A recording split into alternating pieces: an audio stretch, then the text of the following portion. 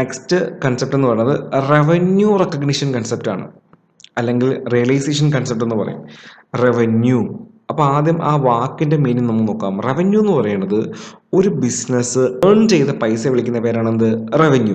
അപ്പോൾ എന്താണ് revenue recognition concept എന്ന് പറഞ്ഞു കഴിഞ്ഞാൽ ഞാനൊരു എക്സാമ്പിളിലൂടെ അത് പറഞ്ഞുതരാം. ഫോർ എക്സാമ്പിൾ, ഇപ്പൊ ഞാനിപ്പോൾ ഒരു സെക്കൻഡ് ഹാൻഡ് കാറ് സെല്ല് ചെയ്യുന്ന ഒരു ഡീലറാണ്. അപ്പോൾ എൻ്റെ ഒരു കസ്റ്റമർ US നിന്ന് കേരളത്തിലോട്ട് വരികയാണ്. അയാൾക്ക് വേണ്ടത് എൻ്റെ കയ്യിലുള്ള ഒരു BMW കാറാണ്. Just imagine that. എൻ്റെ കയ്യിൽ BMW കാറുണ്ട്. ഈ BMW കാറാണ് അയാൾക്ക് വേണ്ടത്. പക്ഷെ ഒരു കണ്ടീഷൻ ഉണ്ട്. അയാൾ പറഞ്ഞത്, ഞാൻ ഈ കാറ് ഒരു മാസം ഉപയോഗിച്ച് നോക്കും. ഓക്കെ, ഉപയോഗിച്ച് നോക്കിയിട്ട് എനിക്ക് ഇഷ്ടപ്പെട്ടാൽ ഈ കാർ ഞാൻ വാങ്ങും, ഇഷ്ടപ്പെട്ടില്ലെങ്കിൽ ആ ഒരു മാസത്തെ റെന്റ് തന്ന് ഞാൻ എന്ത് ചെയ്യും? ഈ കാറ് ഒഴിവാക്കും. ഓക്കെ, ഇതാണ് കണ്ടീഷൻ. ഓക്കെ, എങ്ങനെ? ഒരു കാറ് ഞാൻ എന്ത് ചെയ്തു? എൻ്റെ ഒരു കസ്റ്റമറിന് കൊടുത്തു. കസ്റ്റമർ എന്നോട് ഒരു കണ്ടീഷൻ പറഞ്ഞു. അതായത് എന്താ അഗ്രിമെന്റ് എന്ന് പറഞ്ഞു കഴിഞ്ഞാൽ, ഈ കാറ് ഒരു മാസം ഞാൻ ഓടിക്കും, ഒരു മാസം കഴിഞ്ഞ് എനിക്ക് ഇഷ്ടപ്പെട്ട് കഴിഞ്ഞാൽ ഞാൻ എന്ത് ചെയ്യും? ഇതിന്റെ ഫുൾ പേയ്മെന്റ് തന്നിട്ട് ഇതിന്റെ പേര്, ഇതിന്റെ ഓണർഷിപ്പ് എൻ്റെ പേരിലോട്ട് എന്ത് ചെയ്യും? ചേഞ്ച് ചെയ്യാം, ആ കസ്റ്റമറിന്റെ പേരിലോട്ട് ചേഞ്ച് ചെയ്യാന്ന് പറഞ്ഞു. ഇഷ്ടപ്പെട്ടില്ലെങ്കിൽ ഈ കാറ് ഒരു മാസം കഴിയുമ്പോൾ എനിക്ക് എന്ത് ചെയ്യും? തിരിച്ചു തരും വിത്ത് അതിന്റെ റെന്റ് എമൗണ്ട്. ഓക്കെ, ഞാൻ കണ്ടീഷൻ എന്ത് ചെയ്തു? അക്സെപ്റ്റ് ചെയ്തു. ഒരു മാസം കഴിഞ്ഞു, ആ കാറ് ഇഷ്ടപ്പെട്ടില്ല, അയാൾക്ക് ഈ കാറ് ഇഷ്ടപ്പെട്ടില്ല. അപ്പൊ എന്റെ ചോദ്യം, ഇത് സെയിലായിട്ട് കാണിക്കാൻ പറ്റുമോ? അല്ലെങ്കിൽ ഇപ്പൊ ഞാൻ ഒരാൾക്ക് കാർ ഉപയോഗിക്കാൻ കൊടുത്തു കഴിഞ്ഞാൽ അത് സെയിലായിട്ട് ട്രീറ്റ് ചെയ്യാൻ പറ്റുമോ? നമ്മുടെ അക്കൗണ്ടിങ് പോയിന്റ് ഓഫ് വ്യൂ പറയുന്നു, അങ്ങനെ ഒരാൾക്ക് കാർ ഉപയോഗിക്കാൻ കൊടുത്തത് കൊണ്ടോ അല്ലെങ്കിൽ ഒരു സാധനം നമ്മൾ കൊടുത്തത് കൊണ്ടോ ഒരിക്കലും നമുക്ക് എന്ത് ചെയ്യാൻ കഴിയില്ല, അത് റവന്യൂ ആയിട്ട് കൺസിഡർ ചെയ്യാൻ കഴിയില്ല. റവന്യൂ ആയിട്ട് ഒരു സെല്ലർ ഒരു കാര്യത്തെ കൺസിഡർ ചെയ്യണമെങ്കിൽ the ownership of the product should be transferred from seller to buyer. അതായത് നമ്മുടെ സെല്ലറിലെ വിൽക്കുന്ന ആള്, ആ വിൽക്കുന്ന ആളുടെ കയ്യിൽ നിന്ന് ഇതിന്റെ ഓണർഷിപ്പ്, ടൈറ്റില് അല്ലെങ്കിൽ ഇതിന്റെ ഉടമസ്ഥാവകാശം ആരെ കയ്യിലോട്ട് പോയിരിക്കണം? നമ്മുടെ ബയറിന്റെ, വാങ്ങുന്ന ആളുടെ കയ്യിലോട്ട് പോയിരിക്കണം. എങ്കിൽ മാത്രമേ ആ ബിസിനസിന്റെ റവന്യൂ ആയിട്ട് അത് കണക്കാക്കാൻ പറ്റൂ. ഓക്കെ, അപ്പോൾ this concept deals with the point of time which the revenue is earned and the period in which the revenue is to be record. നമ്മൾ ഏത് പീരീഡിലാണ് റവന്യൂ ഏൺ ചെയ്യുന്നതും അത് ഏത് പീരീഡിലാണ് റെക്കോർഡ് ചെയ്യുന്നതെന്നാണ് ഈ ഒരു കൺസെപ്റ്റ് പറയുന്നത്. Revenue is deemed to be realised when the title or the ownership of the goods has been transferred to the purchaser and when he is legally become liable to pay the amount. അതായത് നമ്മുടെ ownership, ഏത് product ആണോ ആ പ്രോഡക്റ്റിന്റെ ownership നമ്മുടെ സെല്ലറിന്റെ കയ്യിൽ നിന്ന് ബയറിന്റെ കയ്യിലോട്ട് transfer ആവുന്ന ആ നിമിഷം മാത്രമേ നമുക്കിത് സെയിലായിട്ട് എന്ത് ചെയ്യാൻ പറ്റൂ? ബുക്സ് ഓഫ് അക്കൗണ്ടിനകത്ത് കാണിക്കാൻ പറ്റും. ഓക്കെ, അപ്പോൾ അതാണ് റവന്യൂ റെക്കഗ്നിഷൻ കൺസെപ്റ്റ് എന്ന് പറഞ്ഞു കഴിഞ്ഞാൽ. അടുത്തതായിട്ട് നമ്മൾ പഠിക്കാൻ പോകുന്നത് മാച്ചിങ് കൺസെപ്റ്റ് ആണ്. മാച്ചിങ്, ഒരു മാച്ച് ഉണ്ടാവണം. മാച്ച് എന്ന് പറഞ്ഞാൽ യോജിപ്പ്, ഒത്തൊരുമ എന്നൊക്കെയാണ്.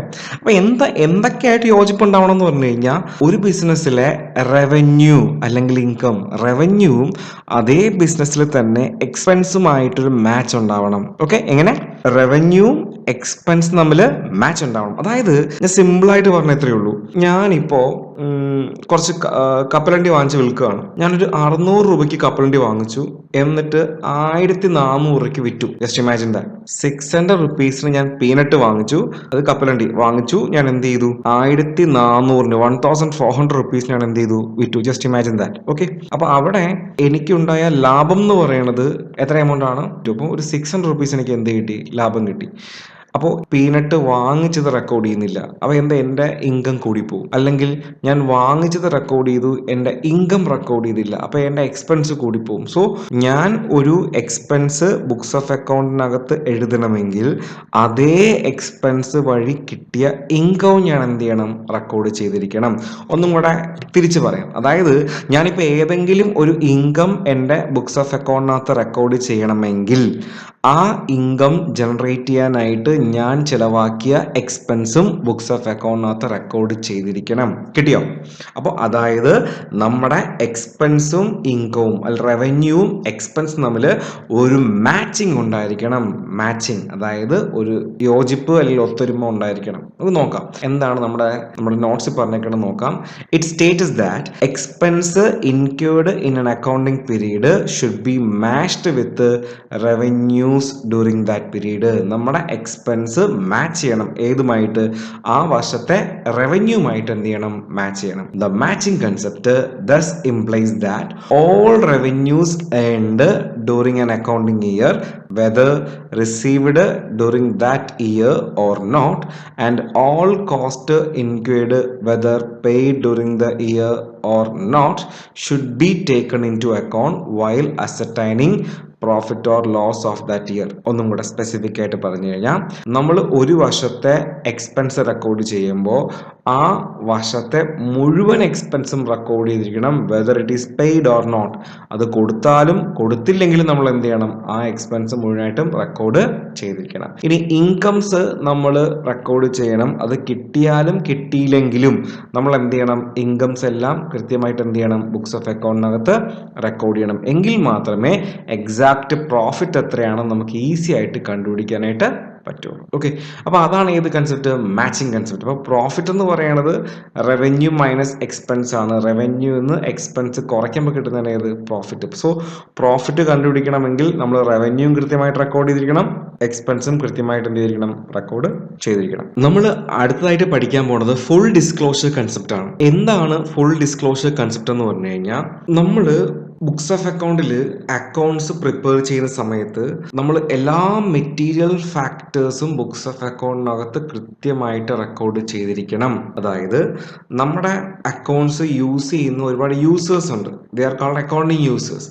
അപ്പോൾ ആരാണ് അക്കൗണ്ടിങ് യൂസേഴ്സ് എന്ന് പറഞ്ഞു കഴിഞ്ഞാൽ, those person who use the accounting information is called accounting users. ആരൊക്കെയാണോ അക്കൗണ്ടിങ് ഇൻഫർമേഷൻ യൂസ് ചെയ്യുന്നത് അവരെ വിളിക്കുന്ന പേരാണ് എന്ത്, അക്കൗണ്ടിങ് യൂസേഴ്സ്. ഒരു ബിസിനസ്സിൽ രണ്ട് ടൈപ്പ് അക്കൗണ്ടിങ് യൂസേഴ്സ് ഉണ്ട്. ഒന്ന് ഇന്റേണൽ യൂസേഴ്സും മറ്റൊന്ന് എക്സ്റ്റേണൽ യൂസേഴ്സും. എന്താണ് ഇന്റേണൽ യൂസർ എന്ന് പറഞ്ഞു കഴിഞ്ഞാൽ, those users who are within an organisation. ഒരു ഓർഗനൈസേഷന്റെ അകത്തുള്ള യൂസേഴ്സിനെ വിളിക്കുന്ന പേരാണ് എന്ത്, ഇന്റേണൽ യൂസർ. ഫോർ എക്സാമ്പിൾ ഇപ്പോൾ അക്കൗണ്ടന്റ് ആയിക്കോട്ടെ, CEO ആയിക്കോട്ടെ, ചീഫ് എക്സിക്യൂട്ടീവ് ഓഫീസർ ആയിക്കോട്ടെ, അല്ലെങ്കിൽ പ്രസിഡന്റ് ആയിക്കോട്ടെ, ഇവരെല്ലാവരും എന്താണ്, ഇന്റേണൽ യൂസേഴ്സ് ആണ്. അപ്പോൾ ആരാണ് external users? Those users who are outside the organization is called external users. ഒരു ഓർഗനൈസേഷന്റെ പുറത്ത് ഉള്ള ഈ അക്കൗണ്ട്സ് യൂസ് ചെയ്യുന്ന ആൾക്കാരാണ് അത് എക്സ്റ്റേണൽ യൂസേഴ്സ്. ഫോർ എക്സാമ്പിൾ ഇപ്പം ഗവൺമെന്റ് ആയിരിക്കാം, ഇൻകം ടാക്സ് അതോറിറ്റി ആയിരിക്കാം, ട്രേഡ് യൂണിയൻ ആയിരിക്കാം. അപ്പോൾ ട്രേഡ് യൂണിയൻ നമ്മൾ ബിസിനസ്സിൽ പ്രോഫിറ്റ് ആണ് കൂടുതൽ ഏൺ ചെയ്യുന്നതെങ്കിൽ ആ ട്രേഡ് യൂണിയൻസ് കൂടുതൽ സാലറി എന്ത് ചെയ്യും, ഡിമാൻഡ് ചെയ്യും.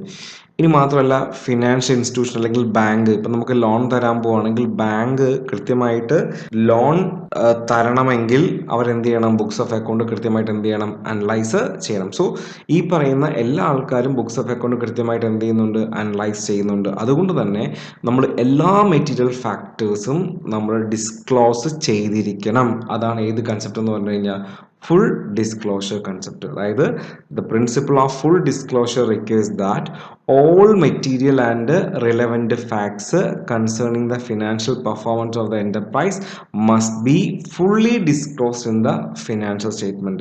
അതായത് ഒരു ബിസിനസ്സിൻ്റെ ഫിനാൻഷ്യൽ പെർഫോമൻസിനെ ബാധിക്കുന്ന കാര്യങ്ങൾ നമ്മൾ ബുക്സ് ഓഫ് അക്കൗണ്ടിൽ കൃത്യമായിട്ട് എന്ത് ചെയ്യണം, റെക്കോർഡ് ചെയ്യണം. അതായത് it is to be enable the users to make correct decision about the profitability and financial soundness of the enterprise and help them to take informed decision. അപ്പം ഇതുവഴി നമ്മുടെ യൂസേഴ്സിന് നമുക്ക് ആവശ്യമായിട്ടുള്ള ഇൻഫർമേഷൻസ് പ്രൊവൈഡ് ചെയ്യുന്നു.